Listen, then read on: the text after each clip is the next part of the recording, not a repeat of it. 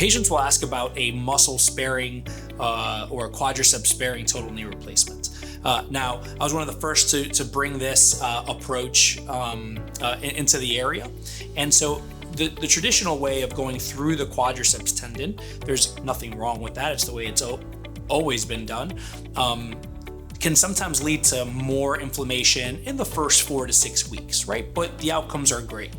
But what we started doing now is going underneath the quadriceps muscle. And so when we go underneath the quadriceps muscle, I actually move the whole muscle to the side and do the whole knee replacement without having to cut through one of the largest muscles in your knee. Now, I do largely base this off of the patient's anatomy, as if I do this for all comers, I may have to release a little bit more, and so I have to find a balance between soft tissue dissection and really trying to decrease the amount of inflammation inside the patient's knee.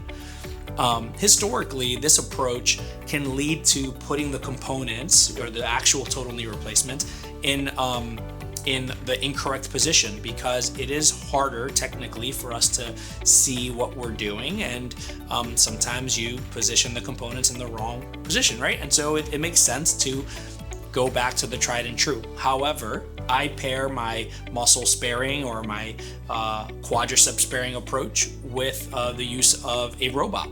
And so the robot allows me to not only cut to 1/2 millimeter in accuracy or 1/2 degree in accuracy, but it guides me in terms of placing the components where I want them to be placed. So I'm able to pair the muscle sparing approach with the robot, the robotic total knee replacement, and I have seen exceptional results in the immediate 4 to 6 weeks. But not everyone is eligible for it, and it's something that I counsel my patients on. Regardless of whatever approach we use, there's a reason why I do certain things. And if patients want to know more, we can absolutely talk more about kind of what their options are.